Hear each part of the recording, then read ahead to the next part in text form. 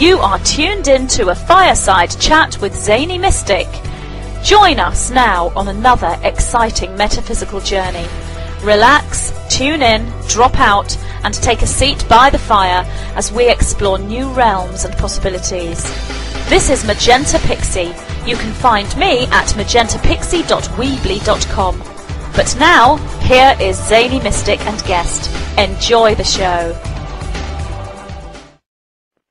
Greetings, and welcome to a Fireside Chat with Zany Mystic. I'm your host, Lance White.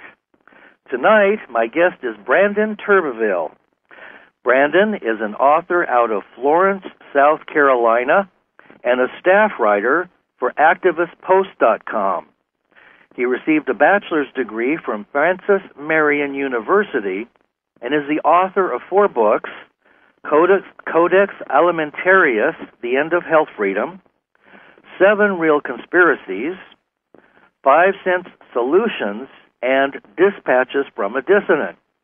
He has published over 190 articles dealing on a wide variety of subjects, including health, economics, government corruption, and civil liberties.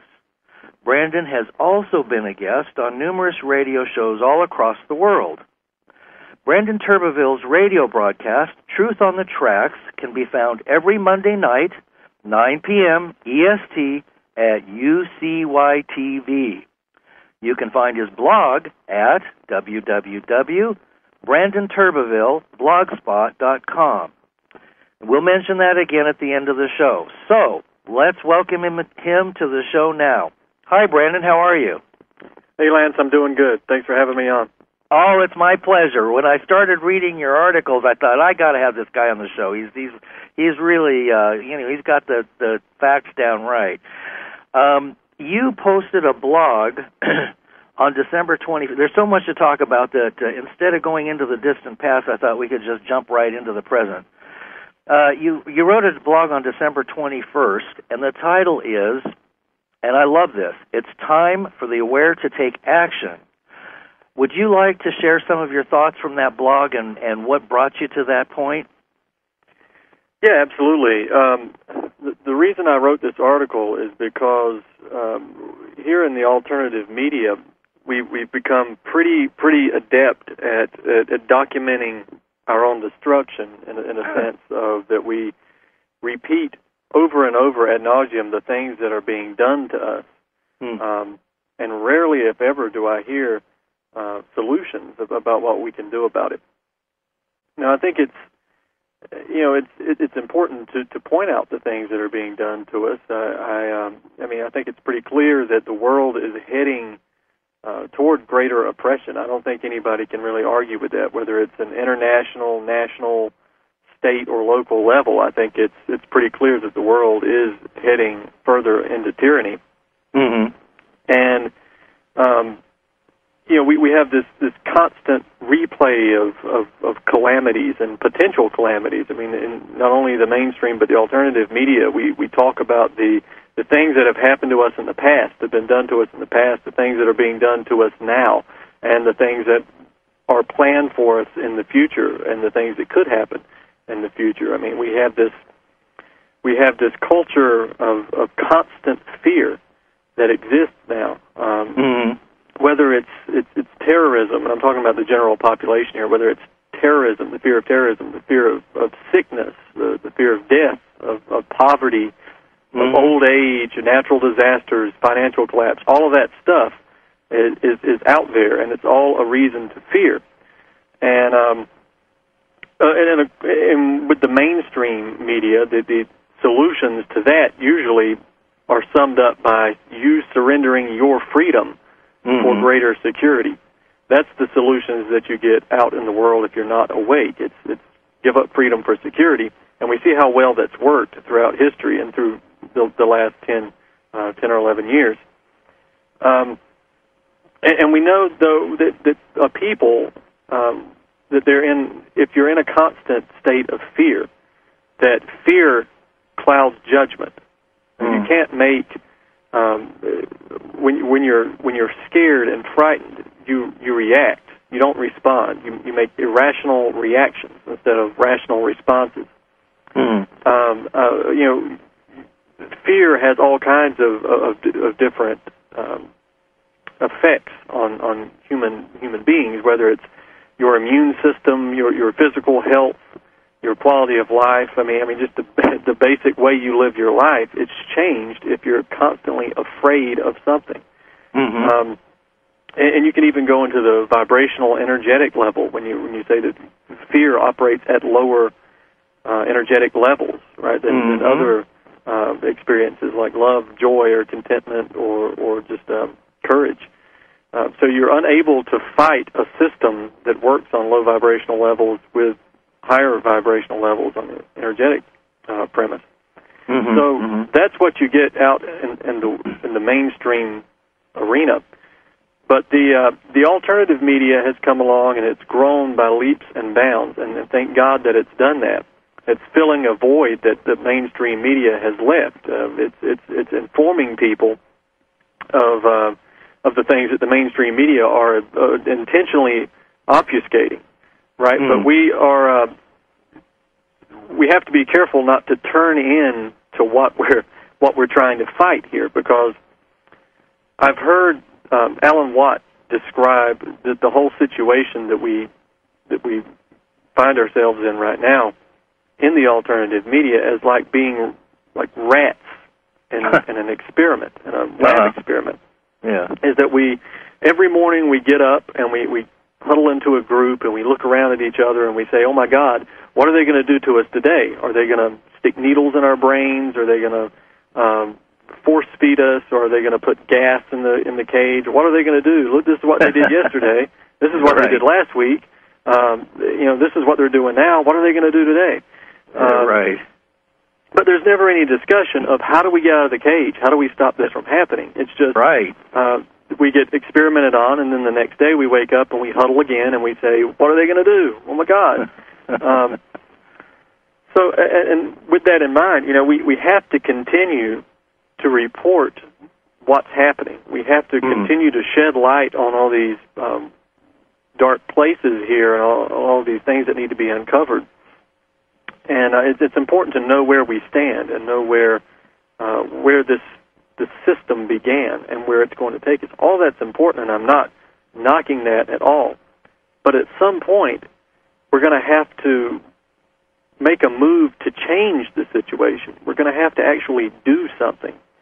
And we can't simply just terrorize ourselves and just document our own destruction. I say that again. I mean, what good is this if all we do is report what's happening to us on a daily basis? Then we've made a very nice, neat journal entry for the people who are doing it. Now, when they're finally finished, they can go back and look and say, oh, wow, look at what we did. I forgot we did that. We've provided a lot of good entertainment. So we're already good enough at reporting these things, but it seems that revolutionaries have been content to be reporters and not revolutionaries anymore. So that we're content to record history and not actually take part in it.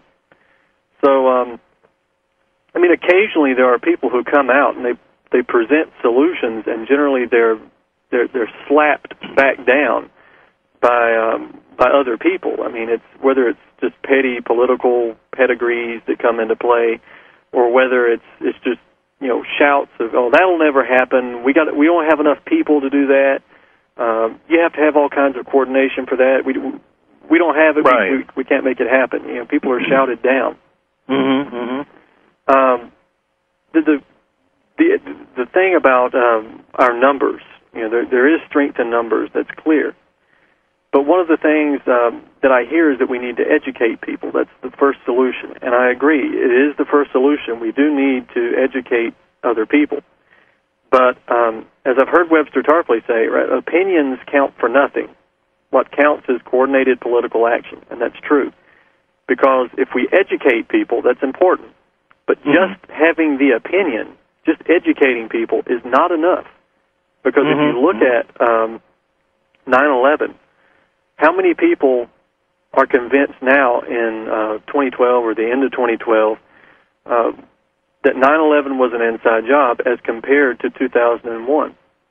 We have had significant victories on the opinion front. Right. But what victories have we had in actually bringing those people to justice and actually preventing those types of things from happening again, or preventing the system from marching forward? Very little. That's an example of an opinion becoming popular, but nothing actually coming of it. And that's what we have to avoid.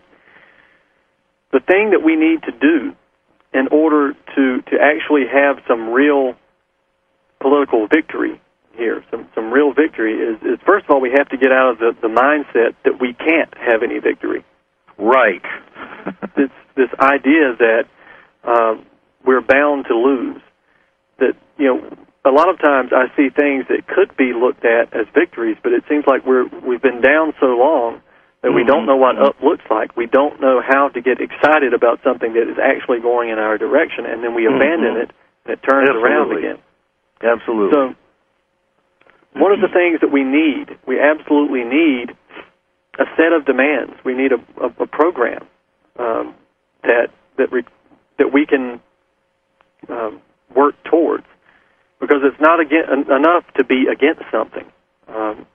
This is one of the tragedies of the Occupy movement, right? They came out and the chant was, "We don't like it, we don't like it." Well, what are you going to do about it, right? You can't coordinate political action based on complaints. Right. Okay, we know the system is bad, but what are you going to do about it? Frederick Douglass, I believe it was said, power concedes nothing without a demand. So if you want to be for something, you have to come up with a program and a set of demands. If the financial system is not to your liking, and it's not to anybody's liking except the bankers, right? So yes, we need to complain about it. Yes, we need to wake people up about it. But we also have to present a program because the question is going to come to us, what would you do differently if you're in power? Now, once that's established, you're going to have to build coalitions. Now, this is, I guess, the difficult part, right, is that you're going to have to build coalitions of like-minded individuals, like-minded groups, but our numbers are small, so we're also going to have to build coalitions of groups and individuals that are further and further afield and further, even a little bit into the mainstream. And the centerpiece of that coalition should be the program. And I'm actually going somewhere with this. So, okay, because I already have some thoughts about it, but go on. Let's get you finished before I make a comment. Okay. All right, so we in the coalition that I'm talking about, the type of coalition is that we have these different groups, these different individuals, and nobody is going to agree with everybody on everything ever. That's just not going to happen. So everybody has to be able to retain their independence and retain their individuality, but exhibit a united front at the same time. And again, the centerpiece should be the program, the demands. We all can agree with this program, this set of demands, but we're all doing our own thing at the same time. We just come together under the umbrella of this program. Now, an example of that is the Syriza Party in Greece. This is the most recent example. I don't know if your listeners are aware of this, but there were the two main, I think it was the New Democracy Party and the PASOK Party. These are the Republican-Democrat frauds of Greece. And all of the little independent parties around, right? And all of these little independent parties counted for nothing. They were like the Green Party, the Constitution Party, the Peace and Freedom Party. They would never gain any even nominal percentage of the vote. But what they did was that they created a coalition where they all retained their independence. They didn't give up their individuality when they became this coalition, which was Syriza. Syriza was the coalition. But they had a program, and they had a set of demands that they all agreed to provide a united front for.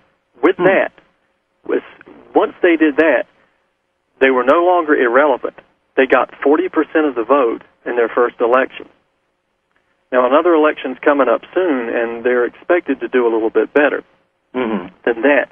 But from going to complete irrelevance to 40%, that's impressive. That's a victory.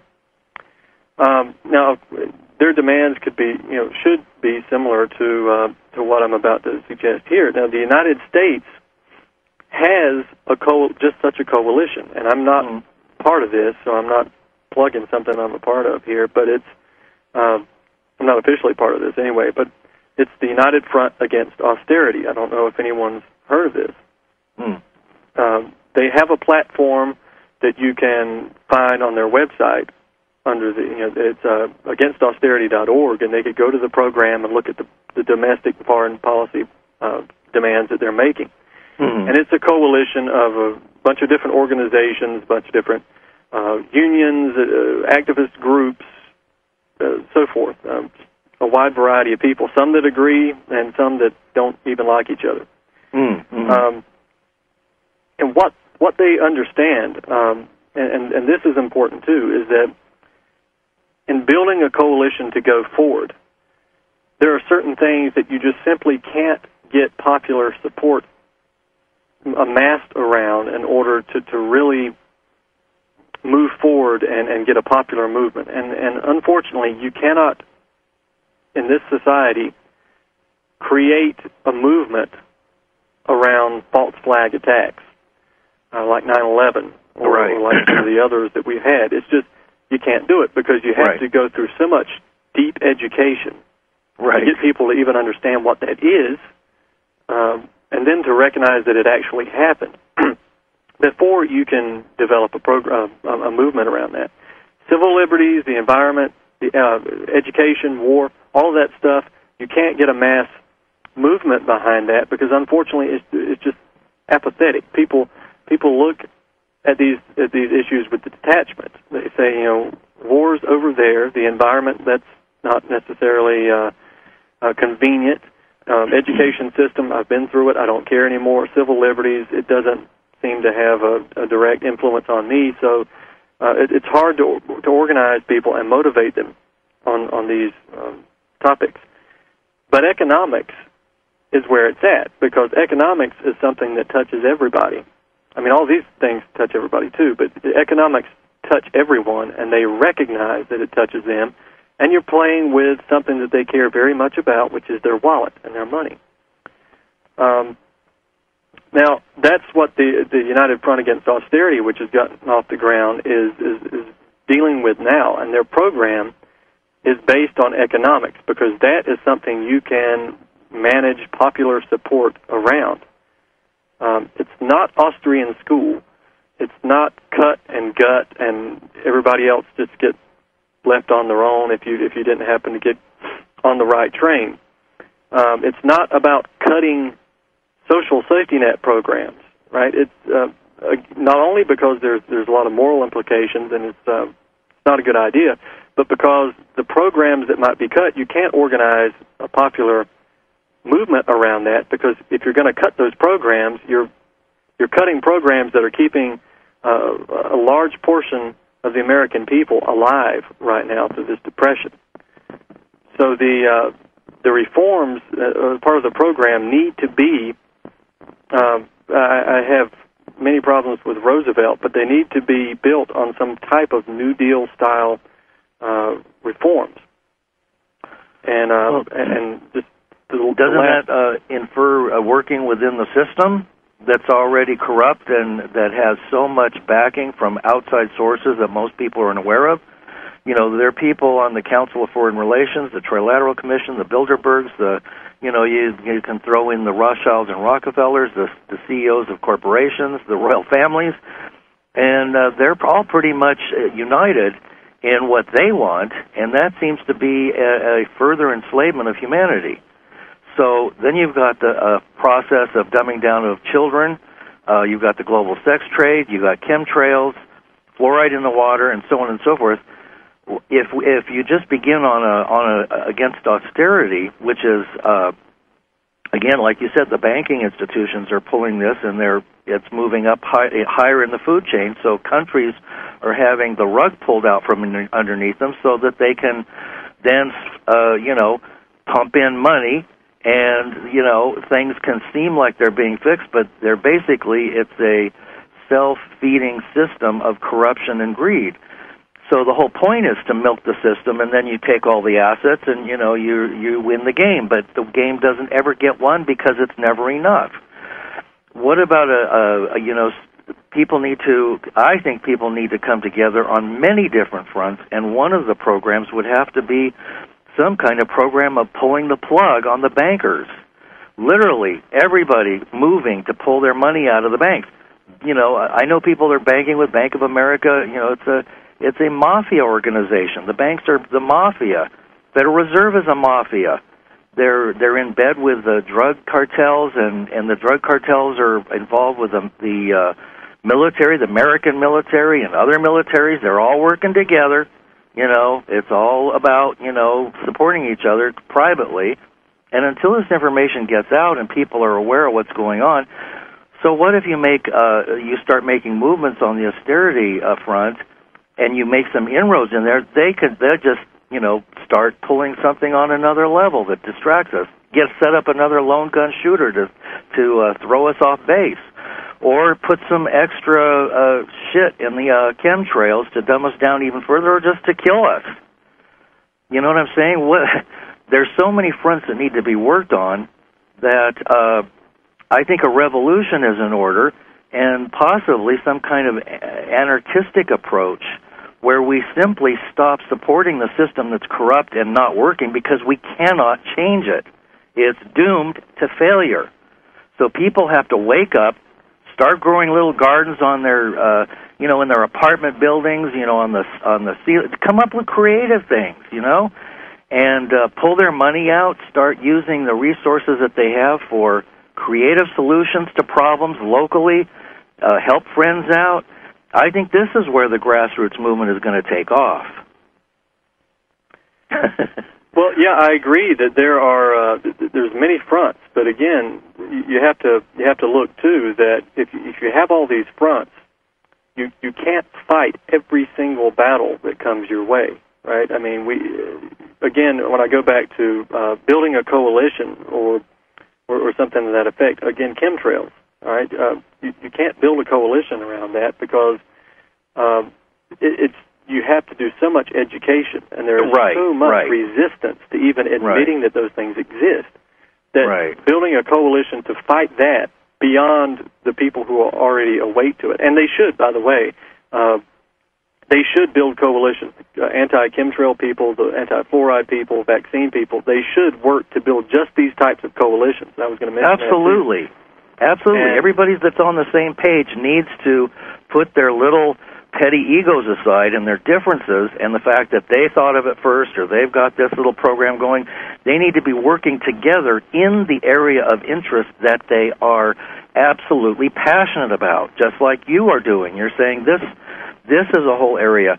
So if enough of these groups come together and unite, then those groups can link together like a lightning bolt, and the chemtrail group might be a coalition of hundreds of different groups, and then that group can meet with the coalition to end bailouts to corrupt companies, and then it could create a chain of events that's very similar to the movie V for Vendetta.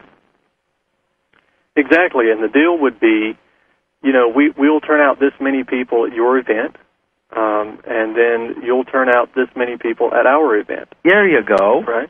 Yeah. We're doing it right now. We're creating this right now. Exactly, and it's not hard to do if people would just just put the ego aside, and sometimes you can even work with the ego, as hard as that is, to build these things. Well, yeah, that's okay too. Whatever works. I don't really care. But people have to start taking action. We cannot be sitting back like a bunch of, idiots. Like you said, rats in the maze, waiting for the next cheese to drop. This is exactly what's been going on for thousands of years, and it's time for this crap to stop. We've got to wake up and take action, whatever that is, even if it's just a simple little step forward for the individual. That's where the progress will come in. Right, and I also want to point, too, whenever these coalitions are formed, yes, voting in elections can take a part in that, but it cannot be the end goal. Absolutely not. Voting someone in. No, absolutely not. That whole system is corrupt. And it's not really a two-party system. It's a one-party system that's been established by a group that understands that they own both sides. They don't care which side wins. They got them both. Right. Same thing with wars. They don't care. They start the wars, and then they feed both sides with military equipment. So, guess who gets caught in the crossfire? The kids who have to go over there and fight the wars, who believe in some kind of idiotic, patriot illusion that they're fed, and which is reinforced. Once they're in the military, they're pretty much brainwashed, and then when they come back, they're brain dead. So, not all of them. They go over there and see this stuff, and they come back and they're not taken care of. It's criminal. What's happening in this world is criminal. Every war should stop today. I don't know what happened to all the activists that went through Vietnam wars, that went through the other wars, the many wars we've been through. All of those established by the elite to gain property, oil, rights. It's part of the agenda that's going on and on and on. And the people who understand this, the rebels who stood up in the 60s, I don't know where they've all gone. Maybe they're in wheelchairs now, but we need a new movement of people who can see the truth and who will stand up and say, no more war. No, stop them all. The money that's going out there, everybody's so worried about these trillions of dollars, the imaginary money that they're throwing in our face, that we've lost sight of the fact that if you just stop all the wars, you've got your trillions of dollars. Stop the military machine that was started up. Put the military industry out of commission. We don't need it. Start coming together with these other countries. Privately, they do. They all agree. Publicly, they act as if they're fighting with each other, because they're all making money off of us. Yeah, it's a great game they play. The only people who actually believe in the stories that they tell are us down here at the bottom. Right. But that's why I say people should understand. Over the last few years, I'd say especially over the last 4 years, various groups have come up and they've tried to push in their candidate, who's been either a Republican or a Democrat. He's one of the good guys on the inside, right? He's working with the Republicans and Democrats, and you infiltrate those parties. People need to understand that time has come and gone for the infiltration of these parties. Absolutely. Any movement, whatever that movement may be, in the United States, is stronger without either of the parties.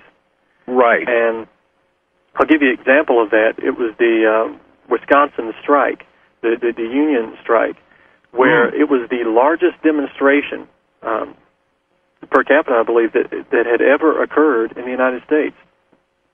They were actually winning on the front of the general strike. But then came the Democratic operative, right? The Democratic Party attached itself to this movement, and the unions allowed the Democratic Party to attach itself to the movement because the higher-up leadership wanted to attach itself to the Democratic Party. And they got a Democratic Party hack who was a total joke and wouldn't even stand up for the union workers who were striking, who were supporting him. And so he lost, and they got more of the same, and then their situation was so much worse after all that effort had been expended. Of course, and that's always a problem. And then, I hear people, first of all, we need to break out of that dualistic concept that, it's them or them, the Republicans or the Democrats. That's a polarity that is encouraged to keep people divided. We have gone from one to the other. We have a couple of sessions with the Republicans, and then they get thrown out. The Democrats come in. We get a couple of sessions with them, and then they get thrown out. Then we go. They know that we go back and forth. The people who run the world know this, and they bank on it, and they bank on us not figuring it out. We need to step outside the old paradigms and literally take a whole new look at this, and if necessary, get rid of the whole system of government. It's not working, obviously, and the Republicans are fighting and holding everything back, seemingly. It's just an act of smoke and mirrors that keeps the status quo going for the wealthy, the four horsemen, the whole world elite keeps on running because we just won't look at the truth of this thing and step outside the box and say, we don't need government. Let's do something different. And if enough people realize this, government would collapse. We'd set up our own system. Something new would come out of it. But let's go over the fiscal cliff. It's time for Wall Street to fall. It's time for the profits to be taken out of the corporations. I say let the corporations go bankrupt.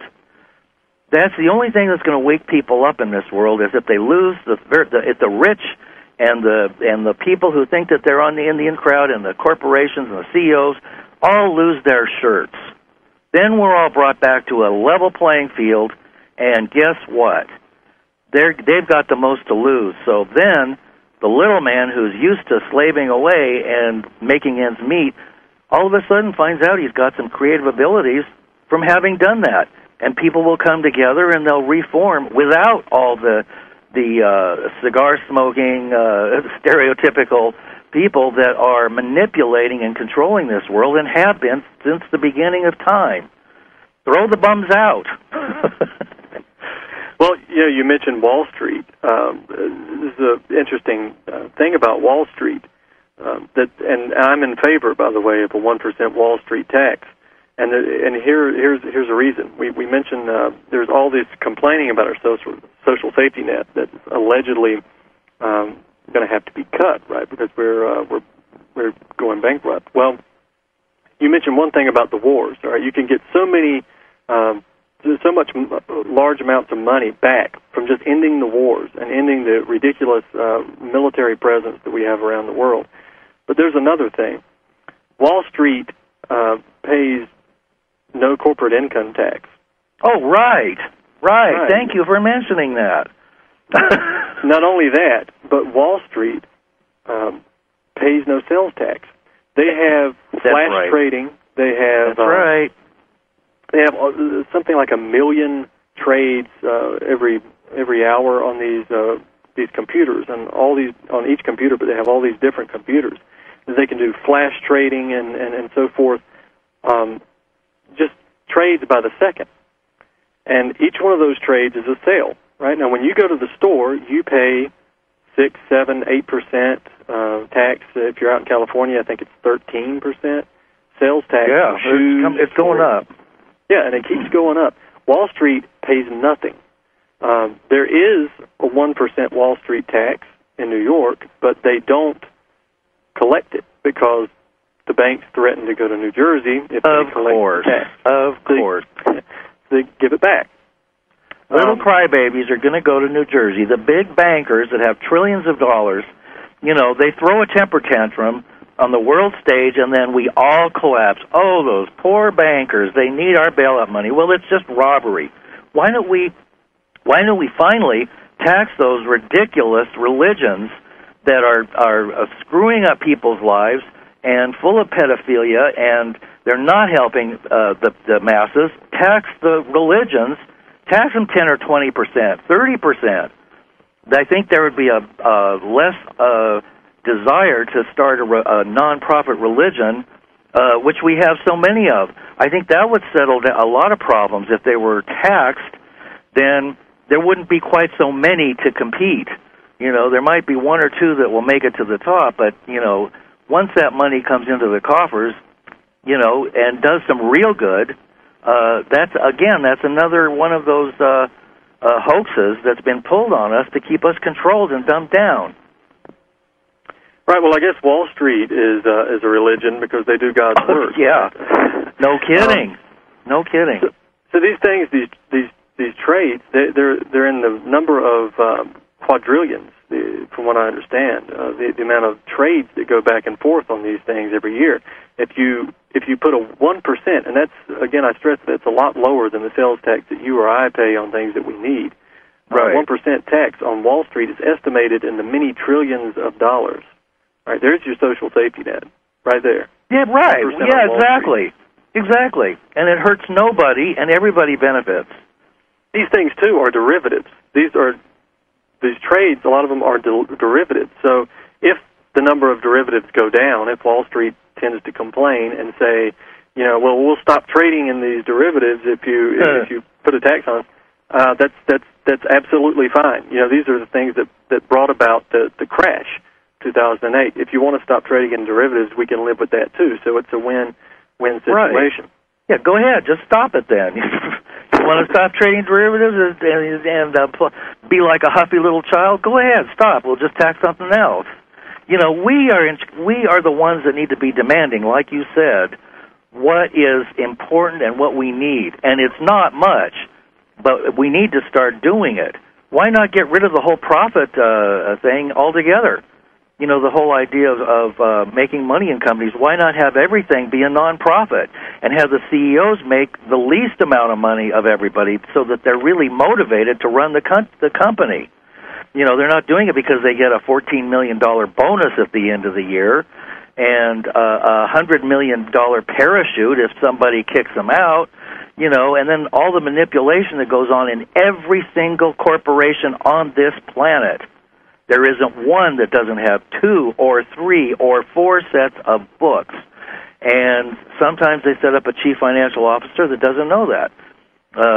It's called departmentalization. I've been in companies like that, and that's how it works. They got one set of books for the auditors, one set of books for the other. See this, see over here.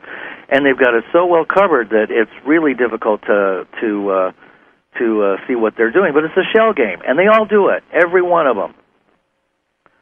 So why not take the profit out of companies? There have been companies that have done that, where they reinvest the money in helping, hiring people and developing the product, and it's actually a real interest, and everybody's working for the same goal. It's not a communist thing. It's not socialist. It's just frees up a lot of free time for people to do what's creative. We don't have any time to be creative anymore because we're so busy running in the rat race. Some people have to hold 2, 3, 4 jobs just to, support their family. And we're going down the tube so fast that there really doesn't seem to be a lot of time to be talking about this because it's looming on the horizon. All of these problems that we're talking about, your book, The 7 Real Conspiracies, and the things that you mentioned in your other books, they are becoming enormously pressing issues, and we aren't going to have time to think if we sit back and wait for something to happen. And that's a good point, because that leads me to one of the points that I wanted to make. Good. This is we are in a crisis now, and everyone should remember Rahm Emanuel's famous statement of we should never let a serious crisis go to waste. Oh yeah. Right? And we all brilliant statesman there. Yeah, well, we all know he's a little demon. Oh yeah. And we also know that the 33rd degree of Freemasonry always has professed to bring order out of chaos, right? Order out of chaos. Oh yeah, right. This is not letting a crisis go to waste. But that sword is double-edged, right? So if they can capitalize on a crisis, then why can't we? Why can't we capitalize on a crisis? It's a crisis out there, and they can always provide the solution and problem, reaction, solution. But we can provide that solution too. It's going to be an uphill battle. There's no debate about that. But we have a very small window of opportunity to do these things. And it's time that we go out and present the same set of circumstances that exists out in the world now with a different set of solutions, because a lot of people have no idea that there is an alternative solution to anything than what they're hearing on the ridiculous mainstream media about fiscal cliffs. Oh yeah, and whatever other buzz term. What other bullshit they're shoving down our throats? Yeah, that we'll forget in the next 3 months, and then we'll use different terms. So we have to be able to capitalize on a crisis as well, and the crisis is there. So it's time for us again to make these coalitions and to capitalize on them. And I agree, absolutely. And unfortunately, for most people, they're tuned into the controlled media, which is just about every form of media that you can think of. Even alternate media is infiltrated, and you have disinformation agents going in and negating the truth. Look at the 911 movement. Look at anything that is trying to get the truth out there, and you're going to have people saying that it's, accusing the people who are coming out with it of being this or that or the other thing, or they'll just pull a blackmail card out and, point to their moral character or something from the past. So the controlled media is something else that needs to be addressed. It has been consolidated over a period of, maybe 50 years, and somehow there needs to be a chink or a break in that media so that real reporting can take place, if it ever did. I'm not even certain that even in the old days that Edwin R. Murrow and I grew up with I was born in the year that the television came out. So I was raised with all these people, and I think there was some truth to what they were doing and some integrity. But again, they were only allowed to go so far by their handlers, and that's the point. There have always been handlers and controllers who have kept deeper truths from us, and now we're forced to get it on the alternate sites, which happen to be on the internet, and there's not much there either. They're clamping down on that, as you well said and are aware of.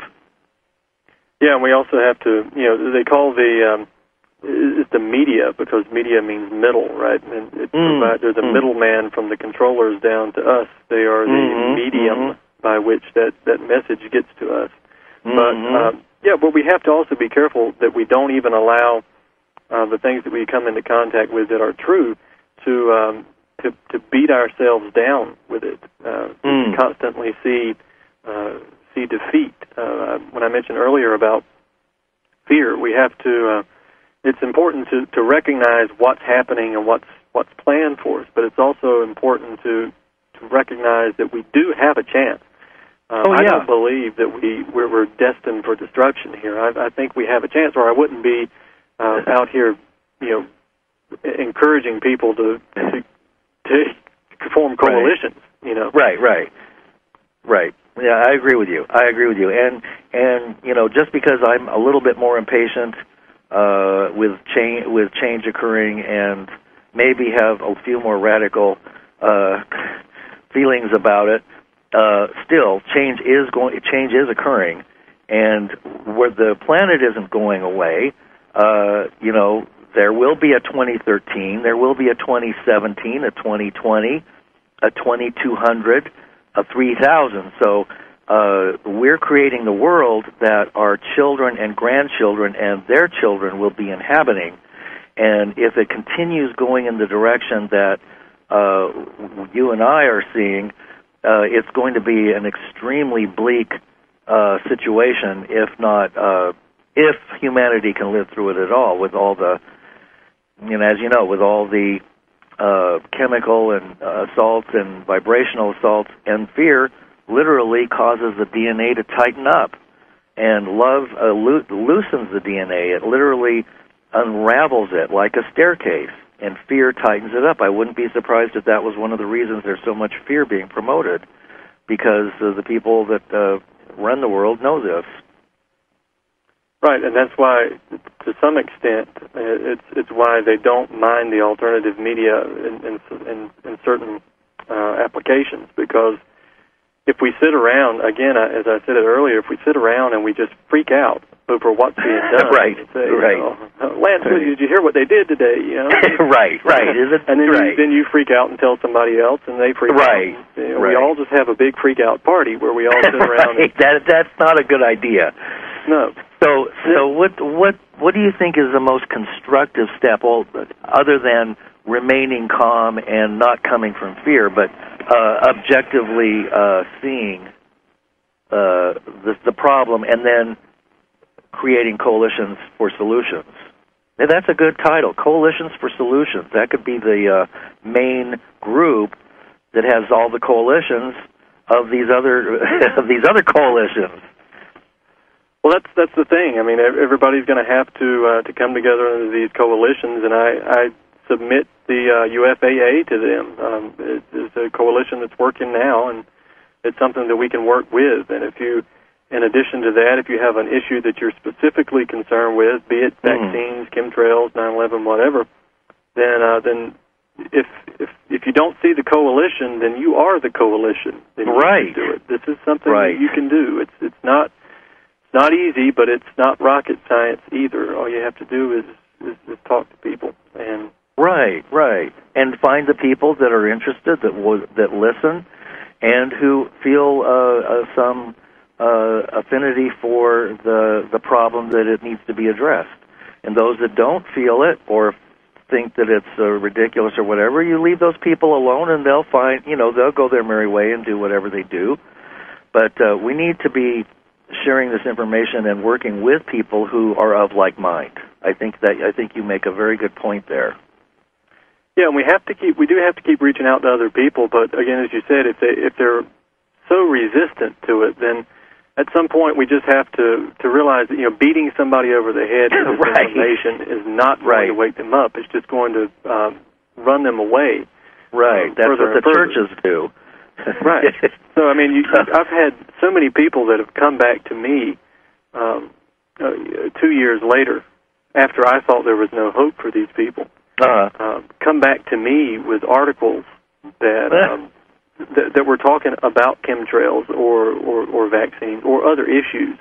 Right. They've come back to me and said, you know what, that stuff I thought you were crazy for 2 years ago, somebody else was telling me. It took somebody else. I might have planted the seed, but somebody else had to come around and water it. And that's what happened. So we can't also get broken down and discouraged about that. Maybe you couldn't wake that person up, but eventually maybe they'll find their truth. I mean, I don't think anybody woke me up. I had to find it myself, and it's always a personal journey.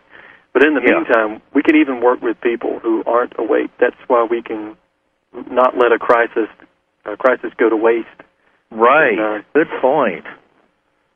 Good point. And any crisis, and we can apply what we've learned from family crises and our own crises. We can apply that information to anything. So it's a matter of learning how to become more adaptable and expand our abilities to move out into the larger world.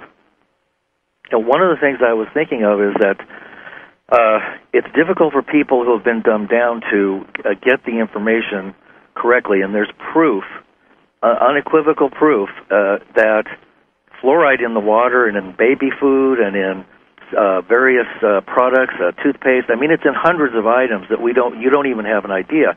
They're giving it to babies, and they're putting it in our water. So fluoride literally calcifies the pineal gland, and supposedly the pineal gland is a controlling gland for the thyroid and the other glands, not to mention other less known things that it does, including handle our intelligence. So what if we started with reducing, smartening people up by stopping the fluoride and having, people can turn off their television sets. Those two things alone would change, and not listening to the mainstream news. Those two things alone would force people to think for themselves. Well, not having a television, I think if there were no televisions for 2 weeks, I think there would be probably a mass uprising and things would change. Yeah, television is probably the biggest enemy of free humanity that exists right now. If you have absolutely right. Yep, absolutely. If anybody that is listening still watches television, I want to issue a challenge to go 2 weeks without the television. All you have to do is go 2 weeks. Don't commit to anything longer than that. Just unplug it for 2 weeks and see how your life will change. Mm-hmm. I love it. I love it. I did it 2 years ago, and I haven't watched it since. I've done the same thing, and I live out in the country, so 2 miles outside of a small city in Northern California, but I'm overlooking the American River, and so there are no street lights. It's dark at night. It's quiet. I can look up and see the stars. I can hear the sound of silence. And when I first came here, it drove me crazy. I thought I'd never be able to adjust to this. I thought, okay, I can't live here. This is too quiet. I can't stand. I almost went out of my mind.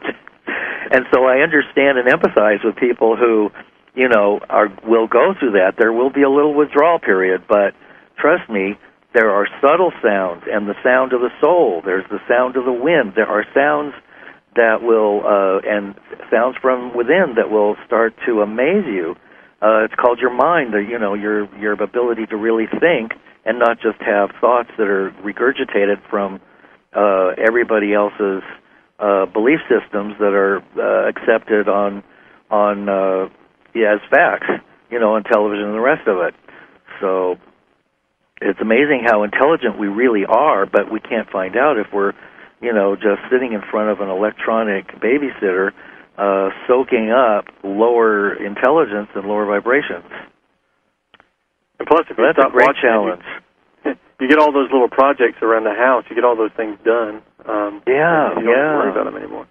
Yeah. Well, then you have to work on laziness, and that's one of my weaknesses. I'm working on it. But we got the problems of the world to solve here.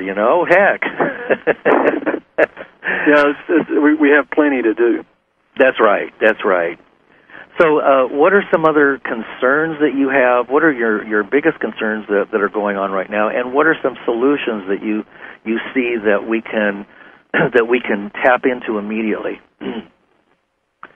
Well, again, I think that I have all these different concerns, and of course the anti-gun situation right now that's going on, and the wake of Sandy Hook, and the push to disarm the American people, right, is very concerning and probably the most immediate. But again, in terms of what to actually do about it, in terms of solutions, I have to go back to what we talked about earlier, because you're not going to get a broad popular movement out of the gun issue, because half of the population has been brainwashed to wet themselves at the thought of a gun. Right. Unless it's in the hand of some paramilitary police, then for some reason they feel safe. But they, I don't. But well, the general public who watches, right, 4 hours of television every day at the minimum, they do, and so you're not going to be able to find a popular movement based on the gun issue or any of these other issues that I pay attention to, but you will on economics, and I think that's where you're going to have to do it. So I would try to encourage people to work on that front. But again, the coalition issue is very important, because all of us separately, we don't really count for much. The local anti-fluoride group that consists of 3 people is not going to remove fluoride from the United States water supply. It's just not going to happen. But some states have done it. Some cities. Yeah. Pardon me, not states. Cities. Some cities have done it. Yes, they've done it. So there's a thought right there. The people that are concerned about it, why not turn to those cities who have accomplished it, and instead of reinventing the wheel, you find out what they did and duplicate it. Right, and you can always get creative if that doesn't work, because just speaking to the county council, that helps sometimes, but a lot of times they just ignore you, like they did to the activists in Raleigh. Right. Well, that's where the coalition comes into play. Right? Oh, okay. So when it's completely ignored, that's when the coalition is going to be very useful in making the elected officials know that there will be consequences if they continue to ignore this kind of thing. So working across the specific issues too. Again, is important. Why can't anti-war groups work with the UFAA, and why can't the anti-vaccine groups work with the anti-fluoride people? Oh, absolutely. It's all intertwined, and you can double your united front. You just create a program. Your set of demands, and if you can agree with this set of demands, you can be part of this coalition. Very simple. That's brilliant. Absolutely brilliant. Brandon, we're coming up to the end of the hour, and I wanted to make sure I had enough time for you to mention your, where you are found, and what book do you recommend of the books that you've written for people to get started with, and where can they find your blog spot and all that. So this is a time when people can learn how to connect with you and find out more. Okay, yeah, I'm a staff writer for Activist Post, and you can just go to activistpost.com and see my articles as they come up on the home page, or you can also go to the Contributors tab and find my name under the staff writers, and you'll see some recent articles, and you can click on my name, and you'll see an even bigger list of my articles. And my blog spot is basically my backup blog, but where I repost all of my articles and my interviews and my archived versions of the radio show that I do weekly. And that's brandonturbeville.blogspot.com. And I post there regularly. Anytime I have something come out, I post there. And you can find my weekly radio show, which is Truth on the Tracks, at ucy.tv/TT for Truth on the Tracks. And that's Monday nights and Friday nights at 9 p.m.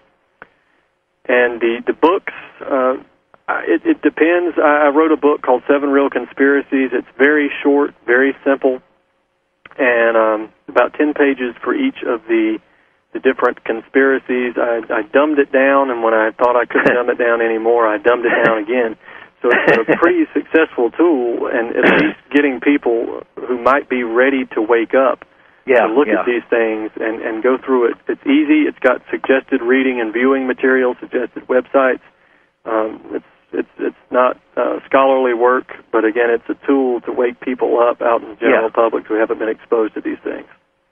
And it's a little bit late to hit the Christmas crowd, but those of us who are activists at any level, instead of wasting money on a bunch of frivolous stuff that people don't need that turns into junk, we can be buying books like yours and others' writings and tapes and CDs, and we can be giving them to our friends. And that can be the biggest gift in the world to have our friends and family and to watch these things and read these things, and at least get the information. And you never know. It may be just that one person that will take off and create a ripple throughout the world. So I really love the work you're doing, and I read your blog, and when I get my website up sometime in January, I will add you to the list of recommended sites for conspiracy facts. Yeah, there is a difference between the theory and the fact. Absolutely, absolutely. And unfortunately, in my mind, most of them are facts. There's very few conspiracies anymore. But that's just how I see it. So it may not be true. It's just the way I look at things. So, well, Brandon, thank you so very much for coming on to the show and sharing your ideas.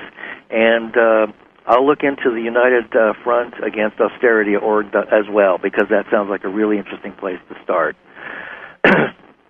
So thank you for being here tonight. Huh? Thanks for having me on. It's my pleasure. It's my pleasure. All right. That's a wrap, and good night, everybody.